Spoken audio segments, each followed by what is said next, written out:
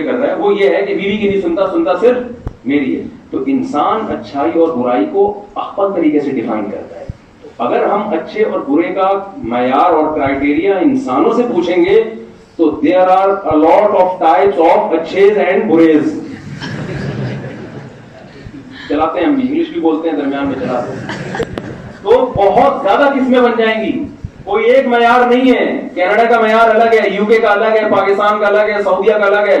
سعودیہ میں سعودی ہونا اچھا ہے، سعودی نہیں ہو تو اچھے ہو ہی نہیں. آپ وہاں اچھائی برائی کا سب کی بات نہیں کر رہا، تو ان کی جو میرے یوٹیوب پہ بیان نہیں سنیں گے. تو اگر آپ سعودی ہیں تو بہت زیادہ عزت ہے آپ کی، بہت اچھے ہیں آپ. اگر آپ سعودی نہیں ہیں، غریب ملک سے آئے ہیں، پاکستانی ہیں، عجیب سے آدمی ہیں آپ، کیا کریں. تو اللہ نے جو معیار بیان کیا نا اچھائی برائی کا، آج اس جیسا معیار بھی دنیا میں کوئی بیان نہیں کر سکتا. وہ ایک نظر سے سب کو دیکھتا ہے. تو اسلام نے کتنا بڑا احسان کیا، اور محمد صلی اللہ علیہ وسلم نے کتنا بڑا احسان کیا.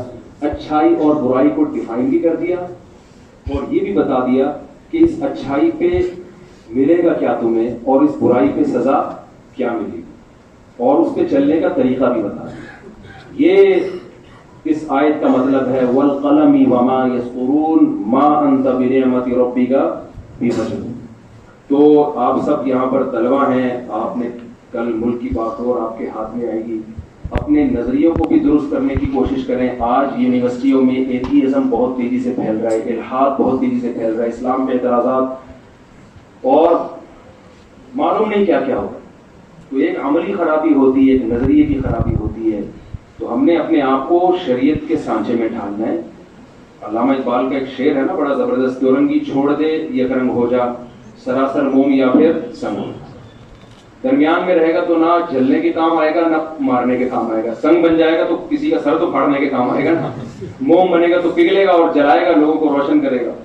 تو یا تو بھائی پورے گورے بن جائیں، کیونکہ اس وقت دو تہذیبوں کا ٹکراؤ ہے. ایک طرف دنیا میں دوسرے جتنے مذاہب ہیں وہ خود بخود ختم ہوتے جا رہے ہیں، وہ اپنی موت خود ہی مر رہے ہیں. جب ایجوکیشن دنیا میں آ رہی ہے نا تو کون پتھروں کے بنے ہوئے بتوں کو پوجا کرے گا؟ وہ خود ہندو پوچھتے ہیں اپنے پنڈتوں سے، یار یہ ہم نے خود بنایا اور خود ہی ہم اس سے مانگیں. یہ سمجھ میں آنے والی باتیں نہیں ہیں. دنیا میں دو ہی تہذیبیں رہ جائیں گی، ایک اسلام اور ایک الحاد، بالکل لامذہبیت. تو آپ نے فیصلہ کرنا ہے جانا کس طرح ہے. اگر اس طرف ہے تو پھر پراپر وے میں چلیں، مکمل اسلام کو فالو کریں، اور اسی میں انسانیت کی خیر ہے. انسان کے پاس اس کے علاوہ نجات کا کوئی راستہ نہیں ہے، دنیا میں بھی آخرت میں بھی. میرے پاس نا نفسیاتی ڈاکٹروں کے بھی بہت فون آتے ہیں، وہ خود بتا رہے ہوتے ہیں کہ ہم خود پاگل ہوئے ہیں، ڈپریشن میں گئے ہیں. وجہ کیا ہے؟ گورے کے پاس نا ڈپریشن کے علاج کا کوئی معقول حل ہے نہیں. جب یہ دنیا ہی سب کچھ ہے تو یہاں کی ٹینشن کو وہ بہت بڑھا لیتے ہیں. میں نے ایسے بھی ڈاکٹروں کا سنا ہے کہ ساری زندگی لوگوں کی ڈپریشن دور کرتے کرتے خود تھوڑی سی ٹینشن ہوئی اور اس میں ڈپریشن کے مریض بن گئے ہو. تو گورے کے پاس موٹیویشن کا کوئی مضبوط راستہ نہیں ہے. ہمارے پاس اسلام ہے، ہمیں اسلام بتاتا ہے کہ بھئی یہ کانٹا بھی چبھتا ہے نا تو گناہ معاف ہو رہا ہے تمہارا. تو ہم آج ہی یونیورسٹی میں کسی لیکچرار سے بات ہو رہی تھی، وہ کہہ رہے تھے کہ یہ جو نفسیاتی ڈاکٹرز ہیں جو نفسیات پڑھ رہے ہیں، بہت سارے ان میں اسلام سے ہی باغی ہو جاتے ہیں، وہیں سے پڑھ رہے ہیں سب کچھ، تو اسی ماحول کے اثرات آتے ہیں، بالکل اسلام سے باغی ہو جاتے ہیں. تو میں نے کہا ان میں ہی ڈپریشن سب سے زیادہ ہے.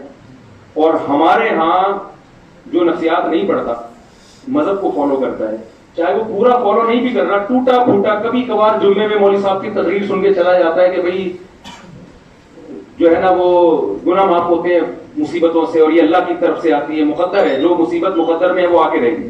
تو ہمارے ہاں جو ٹینشنیں ہیں، اس کے باوجود آپ دیکھو ڈپریشن کے مریضوں کا ریشو کم ہے. گورے کا جو ملک ہے وہ ٹینشن فری ملک ہے. آپ کو وہاں ٹینشن کے علاوہ سب. میں آسٹریلیا گیا، میں نے کہا یار کچھ ٹینشن کی چیز ہی نہیں مل رہی یہاں پہ. ہوا اتنی صاف، بجلی جانے کا تصور نہیں ہے، پانی 24 گھنٹے، انوائرمنٹ ایسا خاندانی، صحتیں اتنی اچھی گوروں کی. مطلب 3-4 دن تک تو میں ایسے ہوا میں گھومتا ہی رہوں یار، یہ کوئی دھواں بھی نہیں آ رہا، کیا ہو رہا ہے.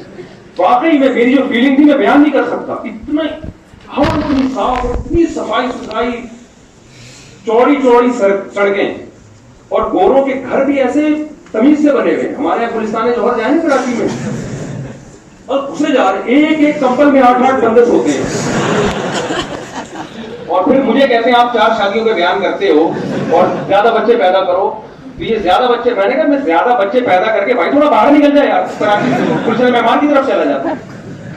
بچے یہ تھوڑی اپنے کہیں کہ کمبل میں پیدا کر کے بڑی بڑا کرو, یہ تو آپ کا ایڈک ہے. اللہ نے اتنی بڑی زمین بنائی ہے, تھوڑا پھیل جاؤ جا کے. وہی گھسے جا رہے ہیں, کوئی مینجمنٹ نہیں ہے.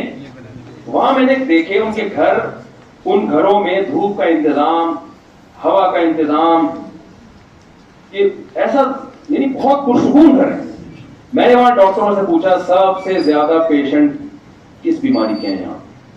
ہمارے یہاں ڈاکٹر سے پوچھے, کہتے ہیں ہر دوسرا آدمی کھانستا ہوا آ رہا ہوتا ہے, یہی ہوتا ہے. انہوں نے کہا یہاں سب سے زیادہ پیشنٹ ڈپریشن کے ہیں. حیران ہو گیا یار, ڈپریشن کی کوئی بیوی بھی نہیں ہے یہاں پہ, بیوی نہیں ہوتی. وہ ایک خاتون اپنے شوہر کا سر دبا رہی تھی, کہنے لگی کہ شادی سے پہلے کون سر دباتا تھا. اس نے کہا شادی سے پہلے درد ہوتا ہی نہیں. تو یہ ٹینشن بھی نہیں ہے, نہ سالوں کی ٹینشن, نہ ساس کی ٹینشن, نہ سسر کی ٹینشن. اس کے باوجود ڈپریشن کے اتنے مریض. تو بھائی اس کا مطلب ڈپریشن کی کوئی چیز نہ ہو کے بھی اتنی ڈپریشن, اس کا مطلب ڈپریشن کا ایک بہت بڑا سبب اس معاشرے میں موجود ہے. اور ہمارے یہاں اتنی ساری ڈپریشن کی چیزیں ہوتے ہوئے بھی ڈپریشن کے مریضوں کا کم ہونا, اور وہ بھی زیادہ تر وہ جو مذہب کو فالو نہیں کرتے. اس کا مطلب کوئی ایسی خوبی ہے جو اتنی خامیوں پہ بھاری ہے, وہ خوبی اسلام ہے. تو اپنے نظریات کو بھی درست کریں اور ایک طرف کو ہو جائیں. کلچر کو بھی, میں جلدی شادیوں کا قائل ہوں, اس لیے کہ ہم بھی اسی طرف جا رہے ہیں, باتیں بہت کر رہے ہیں. اور گوروں کا جو کلچر ہو گیا نا, اگر یہ دیر سے شادیوں کا رواج ختم نہیں ہو تو ہمارا اینڈ بھی وہی ہوگا جو گوروں کا ہے.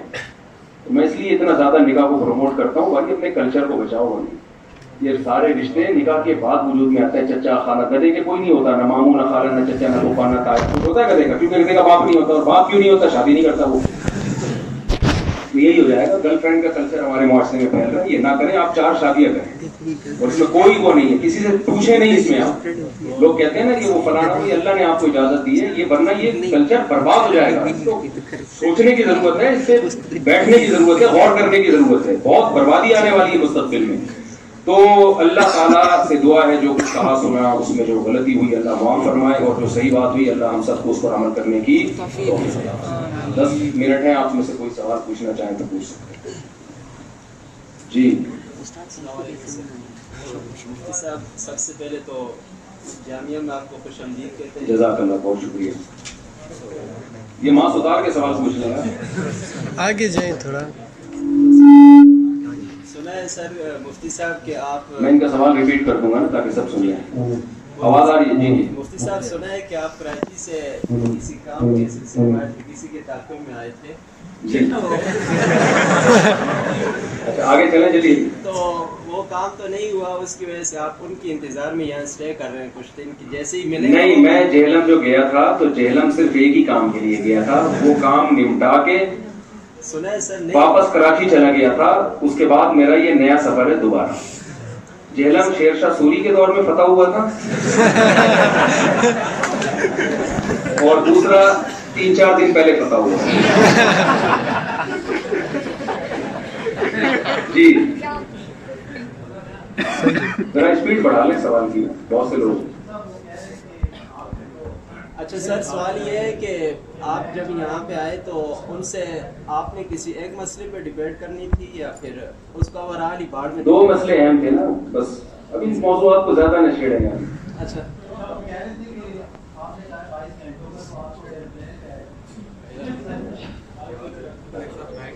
ٹھیک ٹھیک ٹھیک ہے جی.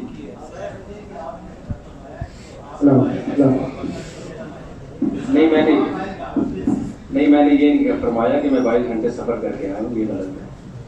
دیکھیں اگر میں یہ کہتا نا جہلم کراچی سے 2 گھنٹے پر ہے, تو بہت سارے لوگ پوری دنیا میں سن رہے ہیں, وہ سمجھتے شاید کراچی سے حیدرآباد تک کا راستہ ہوگا. سب کو تھوڑی پتا ہے 20-22 گھنٹے کے جب ایک ہی کنٹری کے اندر بتایا جاتا ہے تو یہ ڈسٹینس کو شو کرنے کے لیے.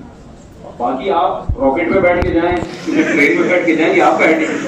تو محترم نے تھوڑا اس کو غلط رخ دے دیا ہے.